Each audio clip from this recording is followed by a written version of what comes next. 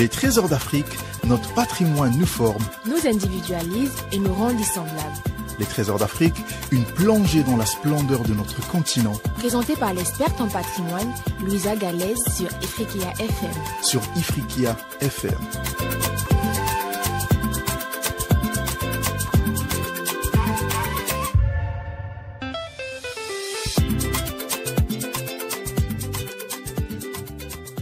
Chers amis, l'Afrique est d'ailleurs bonjour.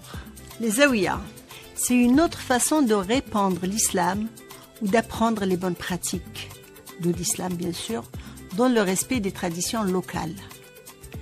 Les zaouïas sont des institutions religieuses et spirituelles qui découlent des tariqas soufis. Les tariqas étant ce qu'on appelle communément les confréries. Une tariqa est fondée par un maître, un cheikh, qui guide les membres d'une communauté, les disciples, sur la voie d'une interprétation de l'islam qui lui semble la plus juste. Chaque tariqa peut avoir des dizaines, voire des centaines de zaouïas. Pour parler de ces lieux où se répand cet islam ô combien porteur de paix, nous avons avec nous M. Melek Kerdel, qui est là en tant qu'auteur d'un atlas sur les zaouïas, mais pas que. Melek, bonjour. Bonjour, Madame Galez. Mais avant cela, un petit éclairage sur le sujet s'impose. Sous le grand thème qu'est le soufisme, c'est d'une islamisation en douceur qu'il s'agit. Contrairement aux conversions forcées ou abruptes, engendrant souvent guerres et résistances, les zaouïas ont permis une islamisation graduelle, respectueuse, qui tenait compte des réalités locales.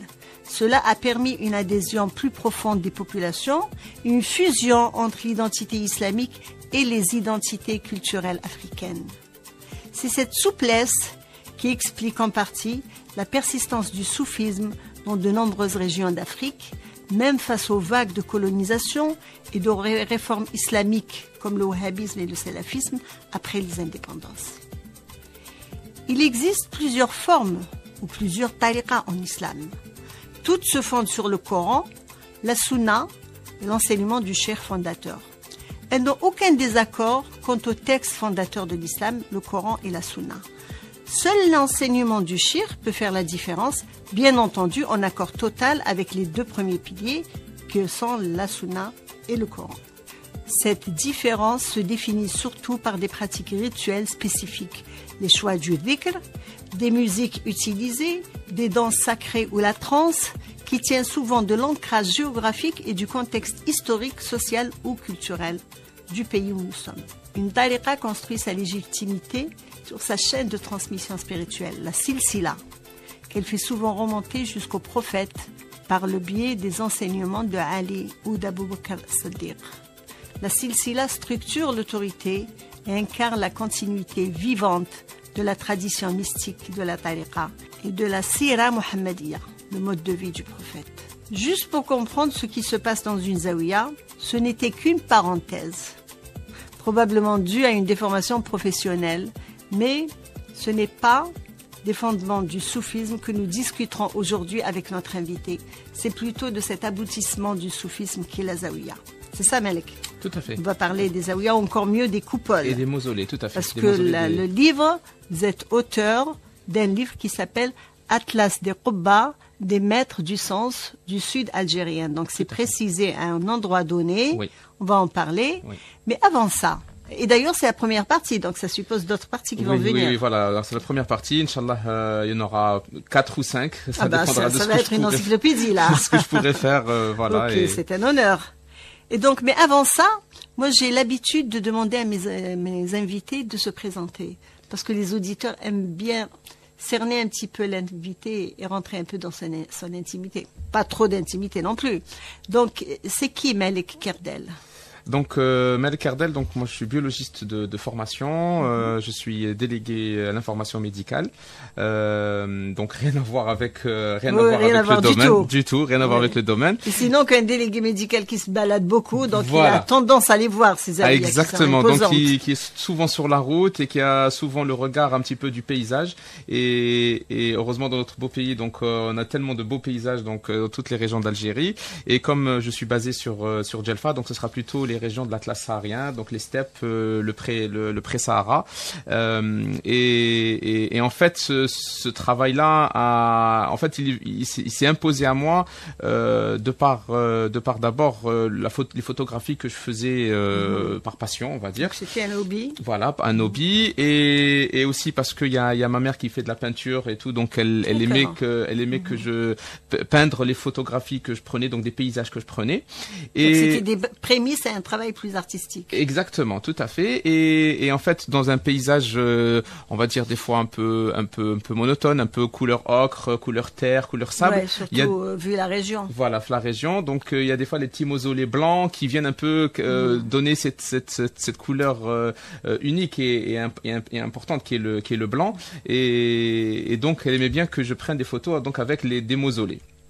Et au fur et à mesure donc de mes prises de photos, donc elle peignait, et en fait je commençais un petit peu à me poser des questions sur qui étaient ces personnages, qu'est-ce que c'est qu'une Kuba, parce que je ne connaissais pas du tout, je suis pas dans, je suis pas du tout dans le domaine, donc je voulais savoir un petit peu ce que c'est, et je me suis un peu documenté, j'ai commencé à lire des ouvrages, regarder sur YouTube des émissions et tout. À la radio également, il y avait des fois des émissions de radio sur. Il y en a pas mal, oui. Voilà, tout à fait. Dans plusieurs radios. Dans plusieurs radios algériennes, donc sur Tassawouf et tout. Aussi, quand j'étais plus jeune, donc il y avait un père blanc qui était dans la région de Djelfa et qui a beaucoup travaillé sur l'anthropologie, voilà, sur la rupestre, mais aussi sur l'anthropologie, sur le monde des vies des nomades et tout.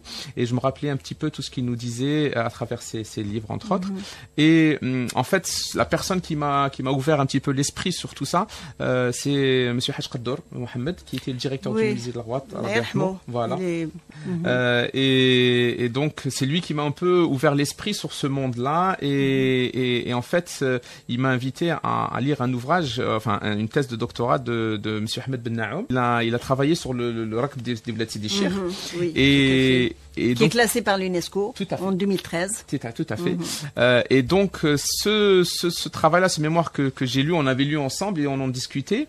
Et alors après, on a proposé d'aller le voir carrément, d'aller voir le rakb sur terrain.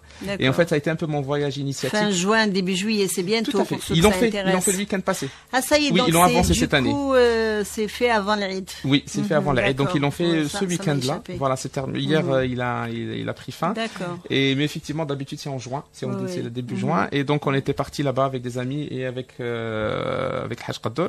Et en fait, parce que j'assistais des fois à des fantasias, mais sans rien comprendre, sans comprendre quelque chose. Parce que si on n'a pas une... Mais d'ailleurs, c'est bon à préciser que le rakb qui a été classé, c'est une des multiples fantasias qui existent en Algérie, qui a été classée par l'UNESCO. Tout à fait. Donc, déjà, les fantasias, il y en a partout en Algérie, dans le Maghreb d'ailleurs. Mais c'est un pays à tradition chevaleresque, depuis Massinissa, quand même. Tout à fait. Comment on appelle ça, les chevaux de Massinissa, la cavalerie de Massinissa faisant preuve. On n'a jamais pris du recul en la matière, jusqu'à très récemment du moins. Tout à fait. D'ailleurs, dans la stèle d'Abizar, on voit le cavalier donc sur un cheval. Dans des gravures rupestres dans la région de Djelfa, on voit également beaucoup de cavaliers, des personnages sur des chevaux. Donc vraiment le cheval depuis déjà le néolithique déjà. En tout cas, il est. C'est un milieu où il a pu vivre alors qu'il a arrêté de vivre dans plusieurs régions vers l'Est, dans le monde arabe de l'Est, où justement la désertification a été très très accentuée. Tout à fait. Il a été remplacé par le chameau. Tout à fait, voilà. Le dromadaire. Exactement. Ok, donc ça, on reviendra au contenu du livre, mais tout à l'heure vous avez dit déjà que c'est pas le dernier, il y en aura d'autres. Mais est-ce que c'est votre premier livre? Oui, c'est mon premier livre. D'accord. Qu'est-ce qui vous a suggéré l'idée de travailler sur les Quba en particulier, et non pas le soufisme en général ou les zawiyas en général, les Quba en particulier, pourquoi? Voilà. En fait, parce que ces petits mausolées-là, donc ils sont un petit peu reculés, ils sont un petit peu isolés, surtout dans les régions steppiques, peut-être moins au nord, mais dans les régions steppiques et sahariennes, ils sont vraiment des fois seuls comme ça. Et en fait, c'était comme un phare. Déjà pour les mystiques, donc les mausolées, ce sont des phares. C'est un phare, voilà, oui. C'est un phare de mysticisme, de spiritualité. Et pour moi, c'est un lieu d'accueil aussi, parce que dans le désert, il faut bien dormir quelque part. Quand traverser le désert, ça supposait plusieurs jours. Tout à fait. Et donc il fallait quand même des stations où on pouvait dormir et se reposer. Voilà. Et ce phare-là, c'est-à-dire le mausolée, voilà, peut faire partie de ça. De ça, exactement. Et en fait, pour moi, c'était que vraiment le fait qu'il soit isolé, qu'il soit nulle part, je voulais comprendre pourquoi, comment, pourquoi la personne a été enterrée là, pourquoi ça a été construit comme ça, pourquoi ici, pourquoi pas ailleurs. Donc, parce que la Zawiya, bon, je savais que c'était l'institut religieux. Et puis par moment, vous trouvez une rouba devant l'autre, 3 ou 4 rassemblés. Oui. Et puis vous marchez des kilomètres sans rien trouver. Donc il y a aussi une logique dans Exactement, tout ça. Il y a une logique. D'abord, c'est quand on voit dans la région de l'Atlas saharien, il y a 2 logiques. En fait, il y a où le mausolée qui est dans le Ksar. Parce qu'en fait, quand il y a une population qui vient habiter, elle vient habiter parce qu'il y a de l'eau généralement, donc parce qu'il y a une source d'eau, un puits, un oued et tout. Et aussi, donc il y a le Ksar qui est le fondateur, là où habitent les gens, et il y a eu le cimetière, là où les gens enterrent leurs morts. Ou parfois ils inventent, enfin ils créent leur propre ksar parce qu'ils sont venus dans un milieu où il n'y a rien. Tout à fait. Et ils commencent d'abord par faire le mausolée, enfin le ksar, avec le mausolée au milieu pour s'identifier à ça. Pour s'identifier, et des fois c'est à cause de la prise de la présence de la tombe de Cher, de ce maître-là, qui des gens s'agglutinent et habitent autour. Parce que généralement aussi, des fois c'est des maîtres de tariqa, mais aussi des fois c'est des maîtres référents de tribus. Donc c'est par exemple comme les Ouled Naïl, donc il y a certains maîtres, c'est eux les référents de la tribu Entel, donc les Ouled ou des créateurs d'un espace de vie. Ou créateurs d'un espace de vie. C'est des qui étaient à l'Hamel bien avant l'existence de la Zawiya de l'Hamel, 4 ou 5 siècles avant. Tout à fait, exactement. Donc les Hajjaj qui sont venus de la Mecque et qui sont arrivés là-bas. Donc voilà, ça va dépendre vraiment. Ce qui va nous poser, bien entendu, mais on ne répondra pas parce que c'est une autre question, ce qui va poser ou reposer la question de la terre sacrée ou de la sacralisation de la terre. Est-ce qu'on construit une Zawiya là parce que la Zawiya est sacrée, elle va sacraliser la terre? Ou est-ce qu'on a justement décidé de la créer ou de la construire là parce que cette terre est sacrée. Et la question est posée depuis les Grecs anciens. Exactement. Voilà. Exactement. Et donc, cette sacralisation de la terre et de la nature aussi. Parce qu'en fait, quand on dit mettre du sens, quand on dit mausolée et tout, c'est aussi un peu sacraliser la nature. Et eux et ces personnages-là étaient vraiment très proches de la nature. Donc, ce que malheureusement, dans le monde récent, on s'est éloigné de la nature, malheureusement. Et ces gens-là étaient vraiment proches de la nature. Voilà. Donc, quand on circule sur n'importe quelle rue en Algérie, du chemin de traverse jusqu'à l'autoroute, ce qui s'impose à la vue, justement, ce sont des mausolées, souvent loin de tout, mais très bien entretenus.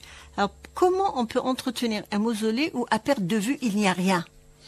Alors ça va dépendre en fait de la filiation du personnage qui est enterré dans ce mausolée. Si c'est une filiation confrérique, c'est-à-dire que c'est la tariqa qui s'occupe du tarmim du mausolée, ou alors ça peut être tout simplement, comme j'ai dit, quand c'est un maître référent de tribu, c'est les gens de la tribu qui s'occupent de leurs ancêtres. Jiddhom, babahom.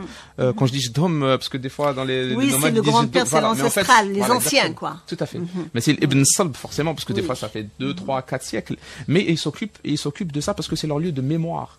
C'est leur lieu de communion de la tribu. C'est le lieu où la tribu a un acquis. Et non seulement ils s'en occupent, mais en plus, régulièrement, il y a des festivités qui se font. C'est le Rakb de Sidchir, bien sûr, mais aussi le Sboua, le Ta'am du Sboua et d'autres Ta'am qui existent et qu'on va retrouver annuellement ou régulièrement dans un endroit donné. Tout à fait. Alors qu'il y a des endroits qui sont même anti-islamiques. Oui, tout à fait. Comme là, sur les montagnes de Kabylie, il y a certains endroits à Zorontor, le rocher du Zénith, et donc qui existe. Je suis sûre qu'il est là bien avant l'arrivée de l'islam, et il continue d'être là. Ou encore la Zawiya, mais ça c'est grandiose, à Biskra, la Zawiya de Sidi Khaled, qui est anti-islamique aussi. Tout à fait. Donc, ce sont des 4e siècle, il est mort au 4e siècle, au 5e siècle, en 430, ça grec. Et donc, c'est bien avant l'arrivée de l'islam. C'est 1 siècle et demi avant l'arrivée du prophète, et on va dire 2 siècles avant l'arrivée de l'islam en Algérie. Tout à fait. Donc, sérieusement, c'est un sujet très passionnant. Mais quand on voit le nombre de zaouïas qui s'imposent à nous, le nombre de mausolées, beaucoup plus important que le nombre de zaouïas, on peut peut-être revenir tout à l'heure sur la différence entre les deux termes. Est-ce qu'un recensement est possible? D'abord le nombre de mausolées, ensuite le nombre de zaouïas, général ou par tariqa, est-ce que c'est vraiment possible? Parce que maintenant, on n'en construit plus, hein, il faut quand même le dire. Très, très peu. On s'est arrêté de faire des zaouïas dans le sens traditionnel maintenant. Même si on fait une zaouïa grandiose avec des couleurs, du marbre et tout, pour moi, c'est du tape à l'œil d'abord. Ensuite, ce n'est pas le référent ancien de ce que comporte l'enseignement justement du mausolée ou de la zaouïa, qui était d'abord pour répandre l'islam d'une façon juste et faisant appel à la paix. Donc ça n'existe plus puisque de toute façon on est tous musulmans. Donc le problème n'est plus posé. Mais est-ce que ce recensement est vraiment possible? Alors, il y a eu un chiffre qui a été donné par l'Union nationale des zaouïas et en 2018, j'ai tiré ça d'un article de journal et qui disait qu'il y avait quasiment à peu près, approximativement 6000 oratoires, c'est-à-dire zaouïas ou mausolées. Entre 6000 mausolées et zaouïas en Algérie. Je pense que ça se rapproche de la réalité, parce que c'est difficile, c'est vraiment très difficile. Moi-même, par exemple, dans le travail que j'ai fait, juste dans la région des Monts et Oulad Naïl, j'ai répertorié 180 mausolées. Qui sont debout. Parce qu'après, il y en a qui ont été détruits, que ce soit par la colonisation ou alors pendant la décennie noire. Et donc, il y en a qui ne sont plus là. Donc, puis il y a ceux qui sont deux et on a l'impression que c'en est un. Exactement. Le père et le fils. Tout à fait. Ah oui, alors là, si on commence par mettre, il y en a encore des fois... Et puis on a des mausolées qui représentent la même personne, mais éparpillées un peu partout sur la... on a un Sidi Khaled justement à Biskra, on a un Sidi Khaled juste à côté en Kabylie. Et... pour les gens de là, ils vous disent que Sidi Khaled est passé par là et puis il est parti jusqu'à... Des maqams, quoi. Voilà, donc il y a des maqams qui lui sont dédiés pour se le rappeler, pour se rappeler ses paroles. Mais tout ça, c'est comptabilisé, il faut les expliquer, il faut revenir à l'histoire et tout. C'est pas seulement compter, parce qu'avec un satellite, on peut voir combien il y en a. Mais pour les identifier, c'est beaucoup plus compliqué. Il faut savoir pourquoi ils sont là, de qui ils sont là et de quelle époque. Tout à fait. C'est le travail que j'ai fait. Voilà, c'est ça que j'ai voulu faire. Voilà, c'est ça que j'ai voulu faire dans la Vous en êtes à combien mausolées dans ce livre dans la région des Monts et Oulad Naïl, je suis à 179. 179 mausolées, mausolées. Donc à l'intérieur, il peut y avoir plusieurs chairs. Et j'ai essayé donc en me référant à certains ouvrages, en me référant aux gens surtout, donc aux personnages, les membres de famille et tout, qui m'ont donné des informations sur les maîtres du sens. Donc si je peux compter 179 par 1000 sur 1000, il va y avoir au moins 6 livres ou 7 livres, multiplié par 6, ça va vous faire une encyclopédie de 50 bouquins, rien que ça. Mais moi, je fais que sur la région sud. Donc moi je m'occupe que de la région sud. Donc je sais ce qu'il me reste à faire. Voilà, les personnes qui veulent faire sur le nord, marhaba bihom, et voilà, parce que c'est la région, comme j'habite à Djelfa, donc c'est celle qui est le plus proche de moi, on va dire.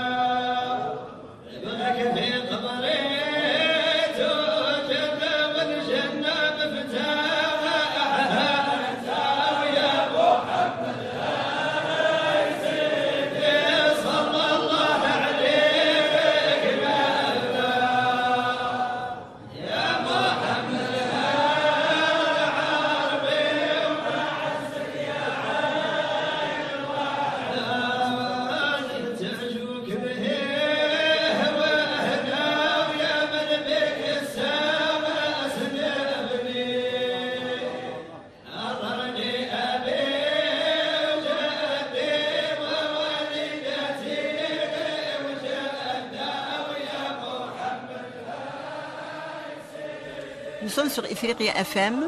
Nous sommes avec Melek Kerdel, auteur du livre Atlas des Qubba, des maîtres du sens du sud algérien, qui vous parle donc sur Trésor d'Afrique. On est en train de parler de mausolée, c'est ça. Et puis, je me pose quand même une question. Un mausolée, il y a quelqu'un dedans, la plupart du temps. Ou alors quelqu'un qui est passé par là. Oui. Oui. Est-ce qu'à la vue d'un mausolée, on peut identifier ce quelqu'un, pas son nom et prénom et sa filiation, mais est-ce qu'on peut savoir de quel tariqa il s'agit? Est-ce qu'un mausolée qadérite différerait d'un mausolée tijani ou rahmani? Alors, oui et non. Oui et non, parce que il y a une certaine architecture qui est un peu propre. Par exemple, quand on voit dans la région des Ouled Sidi Chir, généralement, ils ont une architecture, la coupole du mausolée, il est quasiment identique, c'est en forme de cylindre. Et qui est assez long. Donc quand on voit un mausolée cylindrique assez long, on peut douter qu'il fait partie des Ouled Sidi Chir. Des Ouled Sidi Chir, ça veut dire qu'il est... Chiriya, la tariqa Chiriya. Chiriya, qui est une mujaddida de la Chadouliya. Chadouliya, entre parenthèses, qui dépend de Boul Hassan Chadouli, qui est du XIIe siècle. Tout à fait, voilà, tout à fait. Qui s'est d'abord épanoui à Tunis, pas trop loin de la Manoubia. Tout à fait, et qui est mort en Égypte sur la route du pèlerinage. Alors après, ça sera pas plutôt affilé à une tariqa, mais par exemple dans la région de Boussaada, on va voir que la coupole tahom, c'est en forme de cône, en forme de pain de sucre. Donc on va comprendre que ça a un rapport avec que c'est une kouba, si on la voit juste en photo, que c'est une kouba de la région de Boussaada. Il y a certaines spécificités. Mais après, mis à part les Ouled Sidi Chir, je n'ai pas pu déterminer vraiment de dire que voilà, quand je le vois une kouba, c'est telle tariqa ou telle tariqa, mis à part celle des Ouled Sidi Chir. Après, maintenant, il y a depuis pas très longtemps, la tariqa Qadiriya qui est basée à Ouargla essaye d'harmoniser tous les mausolées de Sidi Abd al-Jilani, tous les mqamat, plutôt les mqamat de Sidi Abd al-Jilani en faisant une architecture commune. Bon. Oui, c'est bien d'avoir une architecture commune. C'est bien et c'est pas bien. C'est très demandé parce qu'entre les montagnes de Kabylie où il neige encore et les fins fonds du sud où il fait 50 degrés, c'est peut-être pas tout à fait ce qu'il faut. Exactement. Ensuite, identifier, uniformiser, mais moderniser, c'est autre chose. Donc, si c'est pour faire de la faïence partout, est-ce que c'est vraiment demandé? Exactement. Voilà. Exactement. Bon, après, ça se discute. Moi, personnellement, parce qu'il y a certains mausolées, des vieux mausolées qui étaient de Sidi Abd al-Jilani, qui ont été détruits et reconstruits donc avec la nouvelle forme. Je trouve que ça enlève un peu le charme du mausolée parce que c'est construit avec de la pierre, c'est construit avec de la terre, c'est construit avec des matières nobles, et donc c'est pas que du béton. Et surtout des matières de base, c'est-à-dire d'origine locale. Tout à fait. Bon, le soufisme, en tant que courant mystique de l'islam, est bien implanté dans de nombreux pays africains, souvent avec une influence culturelle, sociale et politique profonde. Et dans plusieurs pays, la vie du shir est décisif. Ceci pour dire que il y a énormément de pays d'Afrique, malgré les colonisations et même après les décolonisations, où on a voulu se moderniser, oublier tout ce qui était ancestral, les Zaouïas continuent à avoir de l'influence. Or, on sait que plusieurs Zaouïas sont partis d'Algérie. La Tijaniya, qui a une très très grande influence en Afrique, la Rahmaniya, on dirait aussi que ces Boumdine venaient d'Andalousie, mais il est venu tout petit d'Andalousie, il a fait tout le nord de l'Afrique, il est parti d'abord en Arabie, il a rencontré le cheikh Abd al-Jilani, qui lui a symboliquement mis sa bourda, c'est-à-dire qu'il a transmis le secret sir. À partir de là, il est revenu, il s'est installé à Béjaïa, et de là, il a fait l'école de la Qadériya de toute l'Afrique, et non pas seulement l'Afrique du Nord. Donc, la Qadériya de l'Afrique tout entière est algérienne, est partie d'Algérie. Ce sont des ramifications de l'école de Sidi Boumdine qui est partie de Béjaïa. Par la suite, Sidi Boumdine est parti à Tlemcen, d'ailleurs à un âge très très tardif. Il en est mort quelques mois plus tard. Mais Tlemcen récupère donc l'aura. J'aime bien l'aura de Sidi Boumdine, parce que Tlemcen est une terre sacrée, il faut dire ce qu'il en est. Voilà, ce qu'ils en ont fait.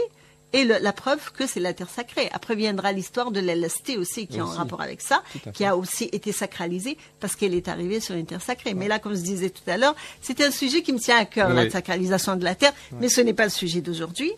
Donc, les pays d'Afrique qui sont touchés qui ont été carrément islamisés, comme le Darfour, islamisé par une tariqa algérienne qui est partie donc d'ailleurs du nord, et qui les a islamisés à travers une école soufie, comme Sidi Mohamed Ben Abd al-Rahman. Voilà.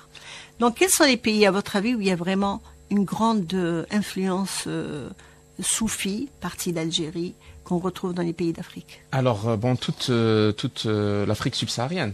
Quand on voit la Tidjaniya, donc elle est très présente, bien sûr, en Algérie, bien sûr, au Mali, au Niger, au Sénégal, en Mauritanie. Je crois que je disais dernièrement qu'il y avait entre 300 et 400 millions de mourides dans toute l'Afrique. Donc, ils ont au Tchad aussi, au Burkina Faso. Donc, en fait, toute l'Afrique subsaharienne a été touchée par la Tidjaniya, par les maîtres qui ont étudié en Algérie, donc à Ain Madi, à Temassine, et ils ont essaimé donc en islamisant des régions, en les re-islamisant, ou en tout cas en apportant une parole mystique donc de la Tidjaniya. Il y a aussi également la tariqa Snoussia, donc le cheikh Snoussi qui est né du côté de Mostaganem, donc à Yellel, pas très loin de Yellel, et qui est passé par le Roi et par Mes'ad où il a vécu une année. Et qu'après il est parti en Libye et ses enfants ont fondé le futur État, enfin qui deviendra le futur État libyen. Donc c'est pour dire que vraiment l'Algérie, l'Algérie a apporté beaucoup de maîtres et de tariqa qui ont apporté beaucoup à l'islam africain. Donc on a déjà la Tunisie qui a donné un grand maître soufi, qui est la Chadouliya dont on a parlé tout à l'heure, et qui a connu la Chadouliya qui a marqué le Maghreb et l'Égypte. On a le Sénégal qui a été marqué par la Tidjaniya. On les appelle les Tidjanes de l'ordre de la Tidjaniya, et les Mourides fondés par Cheikh Ahmed Bamba, qui lui-même issu de la Tidjaniya.